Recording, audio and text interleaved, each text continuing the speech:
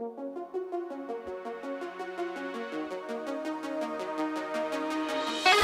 our next guest joining us tonight here on Punky's MixTape is hailing not too far away from me out of New Haven, Connecticut. I'd like everybody to welcome to the show, Zombii.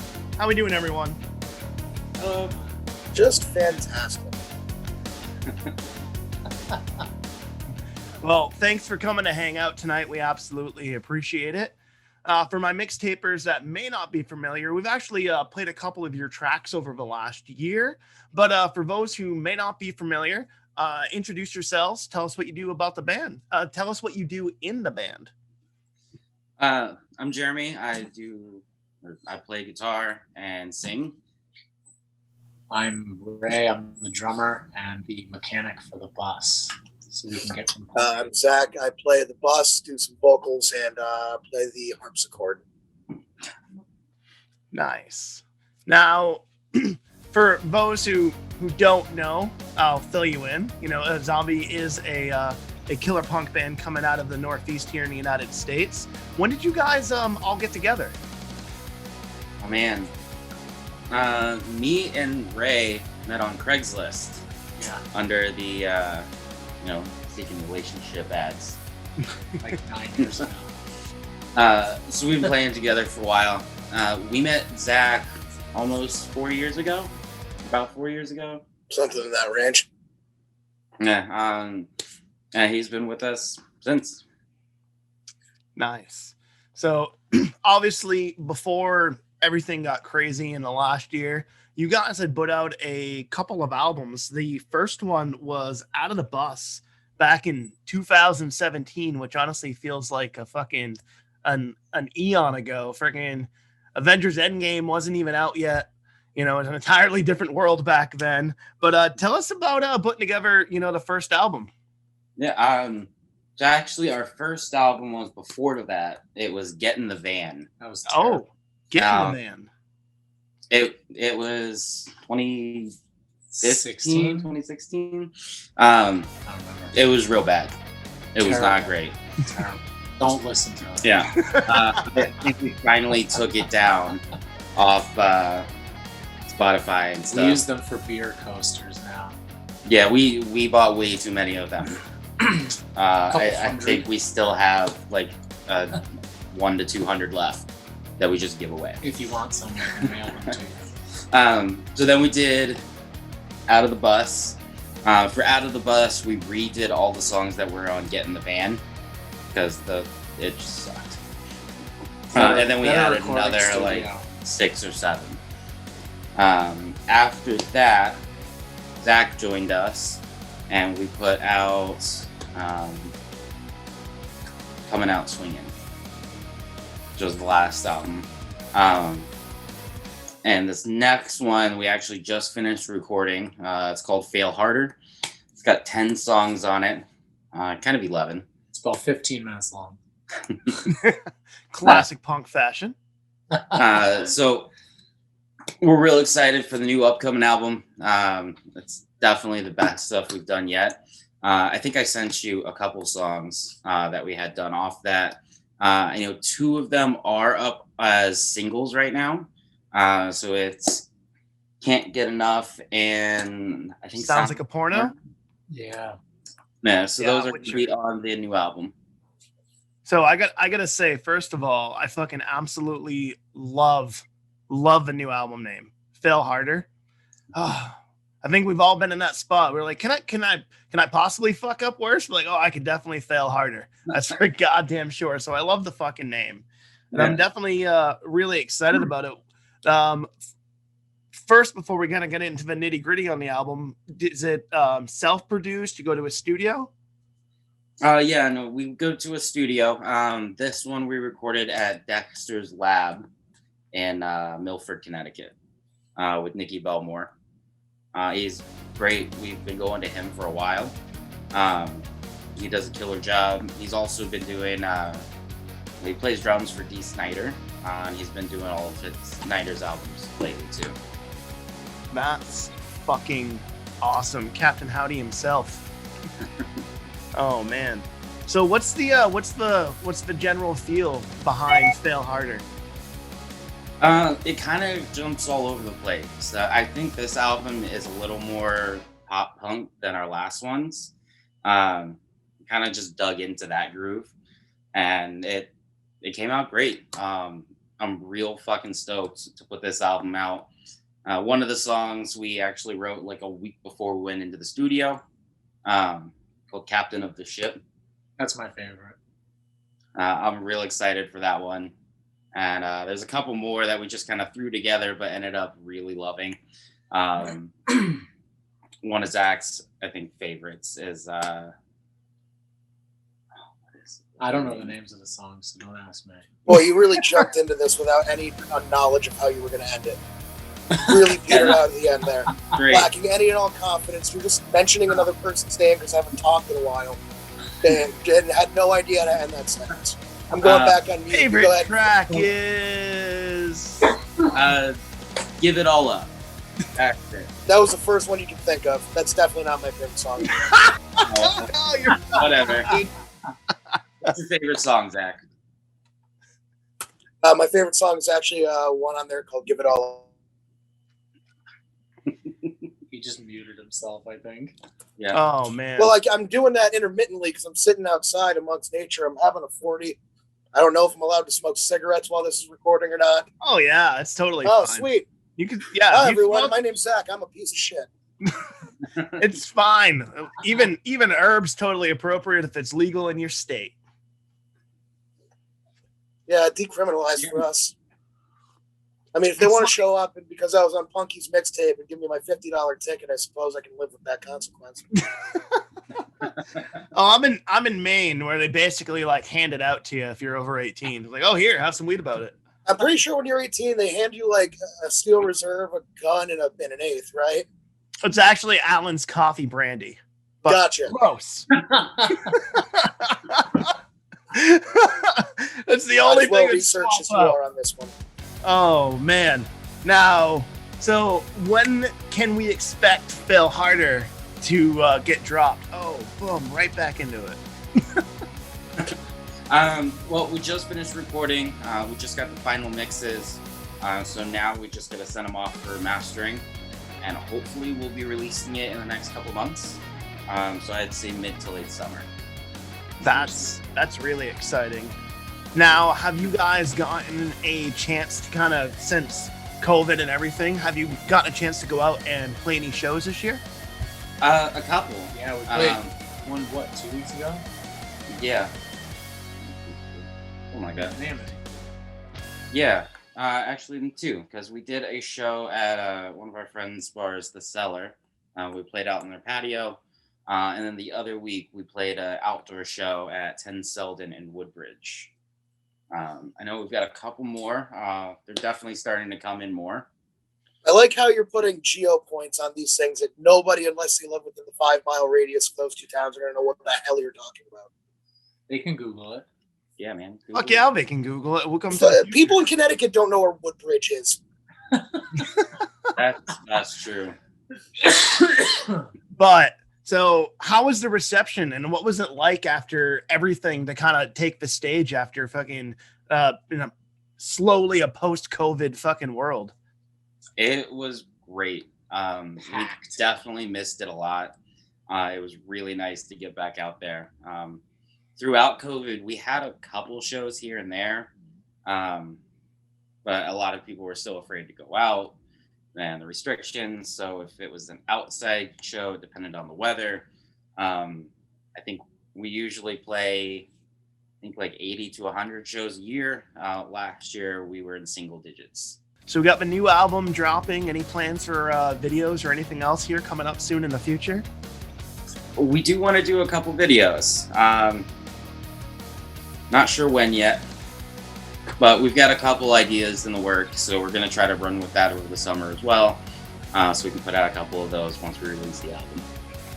Nice. Whenever we do them, they will come out exclusively on OnlyFans. Yes. Yes. Oh man, I'm like 4 for 4 bands in a row for mentioning the OnlyFans plug for the last 4 weeks, and I you do you, $20 is $20, baby, Oh, we got to buy merch, so we need it. get the Patreon OnlyFans exclusive. No, we're just gonna play the new fucking song and pop balloons and shit. It's gonna be great. It's pop balloons. The last band was in the bread smushing, so you guys got a balloon thing. The last band was bread. This is great. I'm really learning a lot about people letting their Based on my OnlyFans. size, I changed my answer. We're going bread smushing. That sounds like lunch. That's fantastic. I mean, you got cakes, you got pies. I mean, think of a whole box of freaking like Little Debbie pastries. I mean, think of all the things you could smush. Fucking into it, kid. Dude. Hey, I'm a muse. I'm here to to inspire all. You need an idea for things to smush, but I got you, bro. One bearded bro to another, Oh fuck! I'm gonna cry. Gonna be man, It's an emotional time for us all. it is, and if anything about the last year, we've all learned a lot about ourselves. From being incredibly fascinated by methed out tiger owners, and think of some of the crazy shit that's happened in the last year.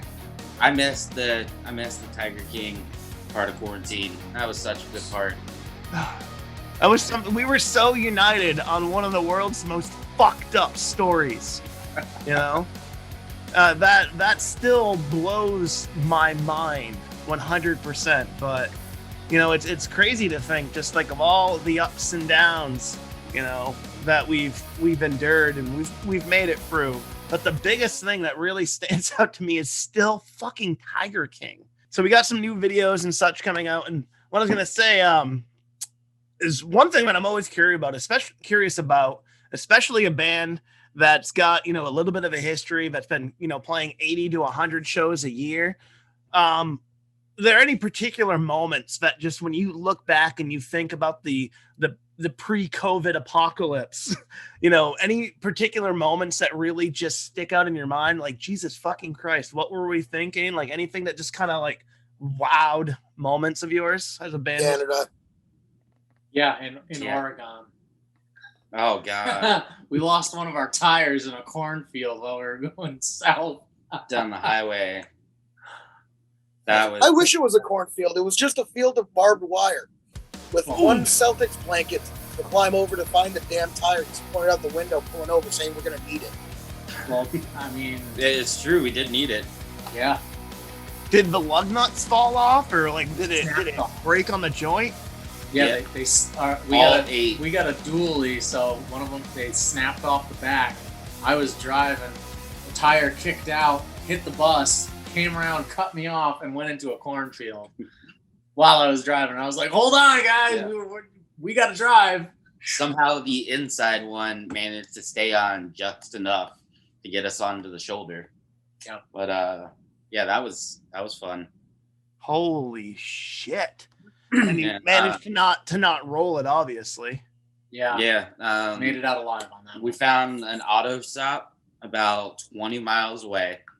Had 5 of the studs, and was kind enough to deliver them to us on the side of the highway where we didn't even know where we were. Yeah, that was bad. Every truck stop I called, they were like, yeah, you got to tow it in, or we don't do that on the side of the road. I'm like, well, I'm going to do it on the side of the road. Yeah, and they ended You up... guys are both burying the lead, because the real catastrophe that entire time was when one of the lug nuts put a tiny divot into the person behind us windshield, and they wouldn't leave us alone about it for 5 seconds. Oh my god. So They were more worried about the little nick on their car than us. Which, to be fair here, To be it's their fair. car. They're gonna care more about their car than our bus.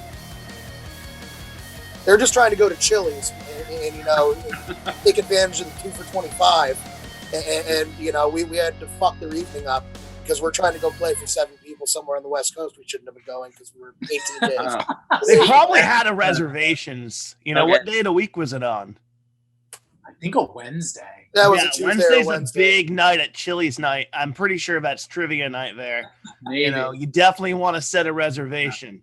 You know? So, I mean, what the fuck else is there to do in the middle of fucking bumfuck Oregon? Oregon takes a lot of shit from this show. It seems that people that play there, even live there, are just not too fond of it.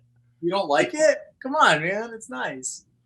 I've never been there, but I rep Portland, Maine, and they got the other weird Portland, Oregon. You know, and it's bizarro Portland. I got. Hold Portland, on a second. Maine, How is that Portland the weird other Portland? They have an NBA team. Yours has a few beaches and a lobster restaurant. It's true, and like a weird Class C like friggin' basketball team. Like hop, skip, and a jump to a Gunkwit or York Beach, but other than that, damn, you know your Southern Maine geography. yeah. I mean, where do you think poor white people from Connecticut go on vacation if you live on the upper side of it? The same place that I did. We're going to York Beach. When Damn it, Brown's ice cream's still there. It's $6. We'll eat it. Oh man, because I'm from Attleboro area in Mass originally, so same deal. Came up to Maine, and then eventually we just moved up here. So, oh fuck. So losing tires, pissing off fucking Chili's enthusiasts. Any other golden moments for Zombie over the years? yeah. We played in Sacramento. Jesus Christ. I don't remember. It was at On the Y. And for some reason, this like old like cover band or something wanted to play. So they came in super early at like 4 or 5 o'clock. And the place filled with people in like 70s to 100. And then they played for an hour and then they all left. And then this, I think, other girl played right before us. Maybe we played. Either way, we played. Zach gets yelled at by the owner because we were too good and made the other band sound like shit. That wasn't necessarily his wording. His wording was, he made the other band sound slow. You guys, I know you guys were one of them fast bands. Like, the rock and roll of my day was a little bit different. And this proceeded to go on for about 45 minutes, and then he gave me my bar tab for free and chucked a soul down the bar at me and called it a day. It was one of the most bizarre experiences I've ever had in my life. Where was I when this happened? I don't remember this. Ray, you were having your shutdown to the world day that day. I remember walking to the bus, you had pulled the hot plate out, and you were just stirring a ramen really, really slow, not speaking or acknowledging either of our existence for about 5 minutes, way longer than ramen should ever need to be stirred. It's like, if you stop stirring this, I'm going to blow up. Dude. It's fucking... When it comes out of the microwave, it's ready to go. I'm good to... I'm eating. Yeah, but you were using the hot plate. I don't even know what kind of mood you were in. I've seen that hot plate once and only once, and it was in the great city of Sacramento. I don't know. I don't remember you getting yelled at part, so... I do. I must have been sleeping. We had that weird... Talk about Oklahoma City if you want, Jeremy. But... Oh, fucking... What happens in Oklahoma City, stay in Oklahoma City? Oh, no, that's when we played that brewery for that chick's birthday, right? No, that was Salt Lake City. That was Salt Lake City. Oh, Salt Lake City. Oh, yeah. Yeah, we played a 21st birthday on it. We couldn't find a show one day, so I started calling places. And I got us a show at this brewery that I don't think has ever had a punk band near it. It's Salt Lake City. Never mind in it. And the thing about Salt Lake City is, bands that have been on this, and anyone who lives here will know, is their double IPA was 4.5%. So I walked out of there more sober than when I walked in. And we played a 21st birthday for this group of very Abercrombie and Fitch shopping 21-year-old women. I'm sure you guys went over swimmingly. No, they didn't leave. They sat right in the front and stared at us. They didn't leave. They didn't make any remarks. They didn't clap after songs. They just looked at us like a science project. Yes. And it was incredibly awkward. But the people that ran the place, they were beautiful. I wish I remember any of these places so I can give them some publicity, but I do not remember what the brewery in Salt Lake City was. But that's the thing is when you play in a punk band or a hardcore band, a metal band, I mean, you play a lot of basement shows, DIY venues, stuff like that. So you never know where the road is going to take you. But if it's blowing out your tire in the middle of fucking nowhere and pissing off Sunday fucking drivers on a Wednesday, and crazy venue owners, and that's always a big part of it, dude. It's like there are so many fucking odd ducks of fucking how do you run a fucking club? Like, what are you doing? Like, I know this place is obviously like fueled by like 60 pounds of cocaine, but like, what the fuck is going on here? Definitely seen my fair share of those venues, right. And then a lot of amazing DIY home venues with like nothing but heart and people that open up their doors to people and allow like 200 people, to come through their property and stuff. And then it's the most amazing, close-knit experiences that I've ever gotten to play or participate in, Yeah. So that's part of the journey. And I'm always curious about that, because it's things like you'll never fucking believe it, even if I told you types of stories that happens when you're in a band. And I think that's like half the excitement is just the journey along the way. The experiences, the Yeah. people you meet and stuff. I mean, you can't recreate it just staying at home. Yeah, I mean, on that tour, we played Wasteland Weekend in the Mojave Desert, which was fucking awesome. You got to look it up, man. Google that. It's like a once in a lifetime thing. It's something else. Yeah, Wasteland Weekend, 2018 we played, right? Or 2018. We played the second night. Huge stage, shot fire out of the top of it. There were probably 3,000 to 5,000 people there. Whole like Mad Max post-apocalyptic, full immersive event. It was nuts. And that show. Holy shit! I'm surprised. You're obviously saving the best for last because one, as a huge like Mad Max for fan, any punk metal hardcore band to be able to play a post-apocalyptic themed party. It's a fucking dream come true. So tell me about this place. Dude, it's wild. We came into it at night. Yeah, we in got the desert late because we had another breakdown on the way. Yeah, we had another breakdown on the way. That's just tradition. In the desert, there's no streetlights. There's nothing. And it's fucking dark. Really dark.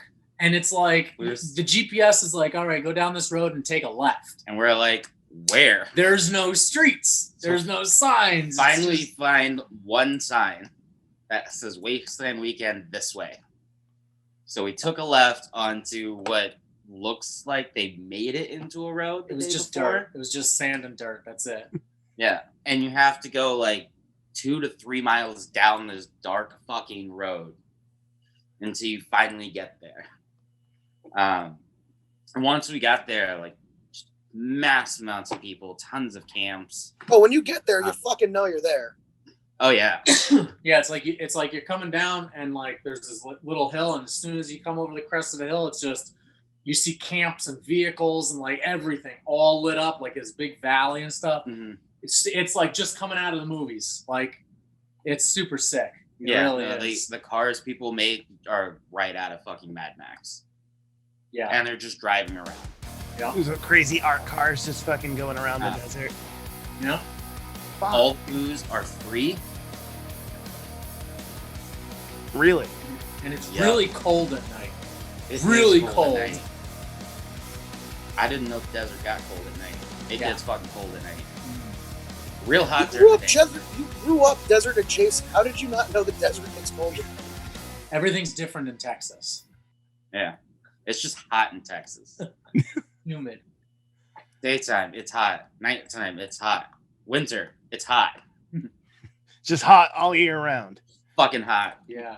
So what was your set like at Wastelands? What was the reception like? It was great.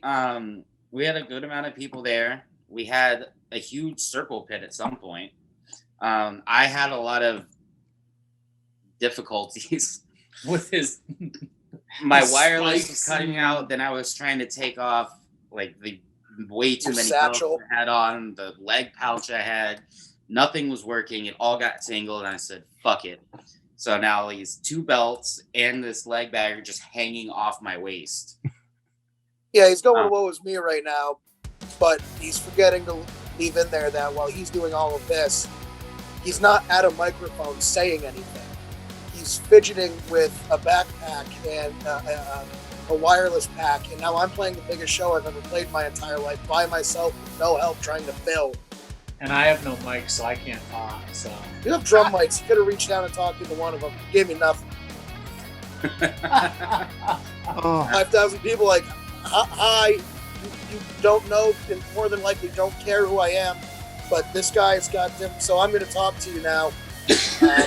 Can some of you please make some noise with your mouths and hands or something so I can think of something constructive to say to you as a group, please? holy shit. Should we perhaps do the WAP together? Do you want me to do the wobble with you or something? So it went really well. Afterwards, After I that, think Ray hung out for a little bit, then went to the bus because he was going to wake up early and start driving. And me and Zach just started walking around, and just random people would come up to me. It's like, holy shit, it's Zombie. Come have a drink with me. And we're like, fuck yeah. everybody's real, like, Super real friendly, chill, super friendly. Like, inviting you into their camps to give you drinks. it's like you're with your family, you know. The Mhm. best thing that we got out of it was we met Dee and Scott. Dee and Scott. So- They have their own festival in Pennsylvania that we play every year. It's called Apox East. It's the Green Place, is that what they call it? Yeah, so Green it's the Place. same kind of thing, post-apocalyptic, Mad Max style. They go to Wasteland Weekend every year, and they wanted to start a festival of their own on the East Coast because there really wasn't one. There's a couple others, but they're more LARPing oriented than anything, and they didn't want to do that. So they started this up. This is going to be their third year this year. Yep. So we're their house band now. So we're on it every year, and we do Friday and Saturday night shows there. Yeah, that's super cool. awesome. When It's- is that it's- happening this year? Same place, Montrose, PA. It's not as big as Wasteland, but it's smaller, more intimate. You really get to know everybody. Mhm. I think the cap is 150 people. I think so. Yeah. So Yeah. it's not nearly as big, but it's It's definitely a good party. Definitely Yeah. a good party. Mhm. Oh yeah, in the middle of nowhere with no cell reception. yeah. So it's about an hour north of Scranton. Actually, I've gone to a couple of festivals out that way. Not that one, but it's in the middle of fucking nowhere. I know where Montrose is, so definitely in the middle of nowhere. But that kind of adds to the excitement of that type of show too. But the seclusion, the freedom, that comes with that, and then being able to hang out with like-minded individuals that welcome you with open arms and just treat you like distant family they haven't seen in years, and I miss that, and I'm excited for things to be able to pick back up and get back to those types of relations again. So definitely sounds like things are on the fucking up and up for Zombie. If I'm saying so, looking like 2021 is going to be at least a decent year already for you guys. So far it's looking good. I know I don't think we're gonna really hit the road for any big tours until next year. I think this year we're going to try, since we're still coming out of COVID and getting back into it.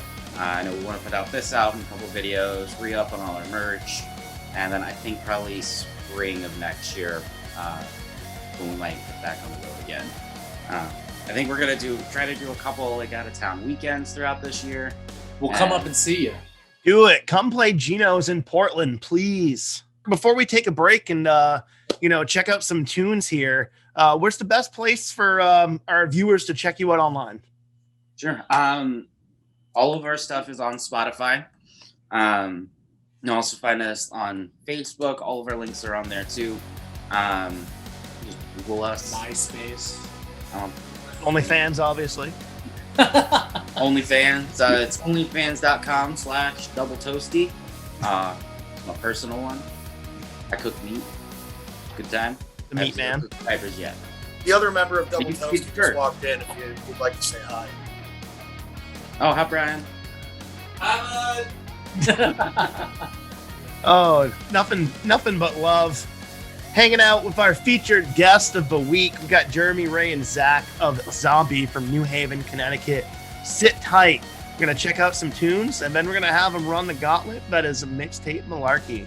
Cheers, guys.